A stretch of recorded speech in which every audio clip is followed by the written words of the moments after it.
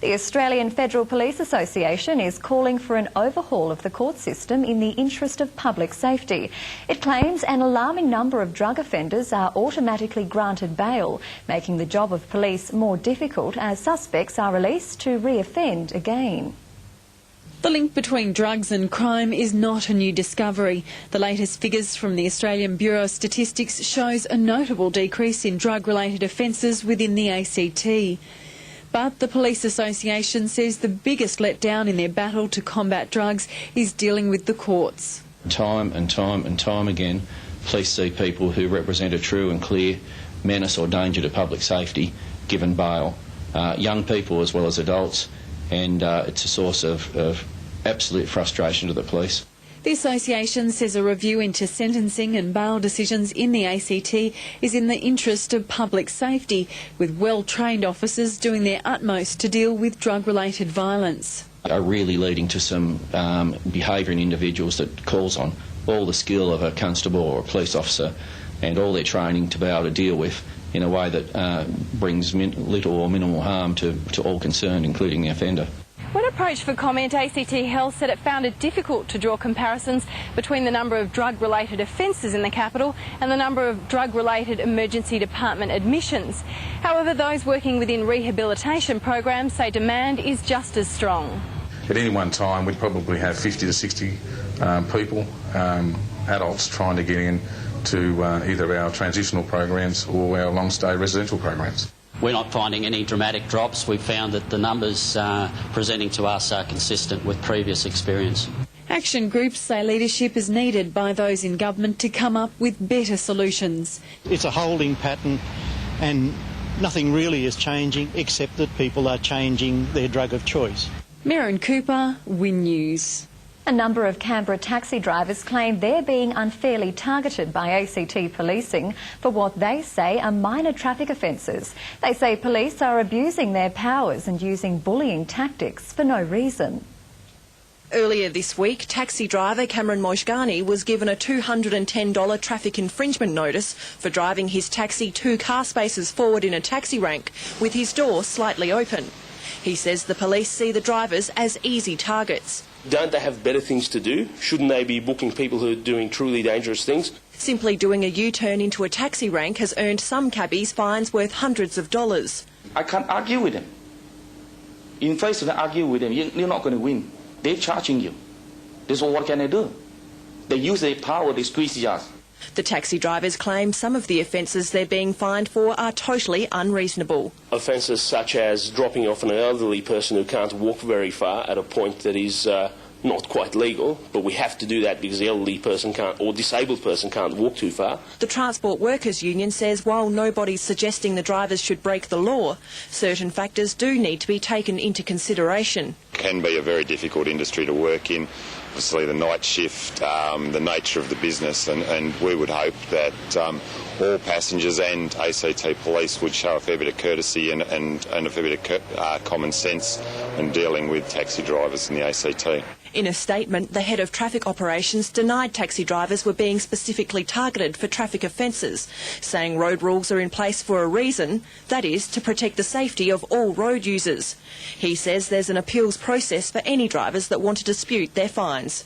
Kelly Clappis, Win News. ACT police are appealing for witnesses to an attempted robbery of a 19-year-old woman in Braddon yesterday to come forward. It's believed a man approached the bankswoman as she stood near her vehicle outside Gorman House in Currong Street around midday. Police say he struck the teenager in the face and tried to take her handbag but fled when she resisted.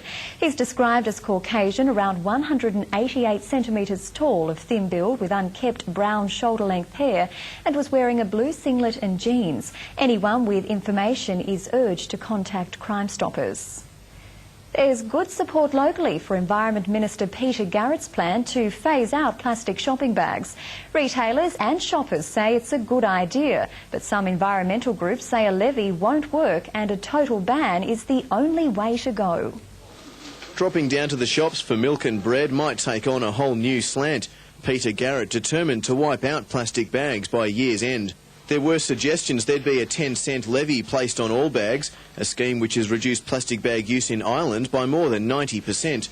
but retailers here aren't keen on the idea. I feel as though it should be done at a wholesale level, so there's a 10 cents or 20 cents tax on the bag, so it costs the supermarket or the shopkeeper that much money, so then the shopkeeper will not give out those bags willy-nilly. Look, I personally don't think we need another tax in this country. What we need to do is phase out plastic bags and find good, effective ways of doing that. In Canberra, most retailers are doing their bit anyway. We ask all our customers if they would prefer a box or a bag. A lot of customers these days do come in with their green bags or their own bags, but if they don't have anything, we ask them, would you like a box? Because in the supermarket you get thousands of cardboard boxes every day. Locals behind the plan. I just bring my little green bag, you know, the little cloth one. Yeah, absolutely, especially when you've got to pay for it. Some already in the habit of using green bags. Not as good a habit as I'd like to have, so I'm trying to get into a better habit by bringing them more often. Only 2 to 3% of plastic bags are recycled in Australia every year, which means about 4 billion bags end up in landfill. That's about 20,000 tonnes of plastic every year.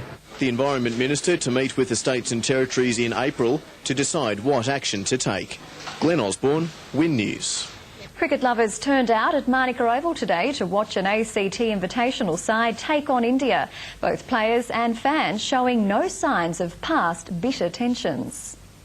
A small but enthusiastic Swami army made the trip to Canberra to cheer on the Indian team. First stop to add to their autograph collection. We've got some signatures, as you can see, met some players, talked to them, so it's pretty good. It's good ambience, you know, good crowd in. Amidst the smiles of players and fans today, it was hard to imagine this match may not have gone ahead after India threatened to cancel their Australian tour. So I was saying my prayers. I thought, yes, it has to be on. It's so good, you know, for Canberra and the kids to see the Indians play. We're always hopeful that the match would go on and common sense would prevail, which it has. It's been great that it's been resolved as it has at the present.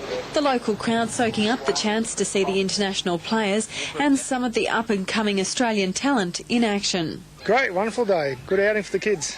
And ACT Cricket complimenting fans on their good behaviour. It's in such a good atmosphere, Manica, a very generous crowd, and I think it's just what the Indians probably needed and get away from the spotlight and the glare a bit. Fans urged to head down to the Oval to watch, with the match to continue over the next 2 days. Maren Cooper, Win News. Coming up next on Win News, a father and son's journey from the coast to Canberra, educational in more ways than one, and we celebrate 100 years of quarantine in Australia.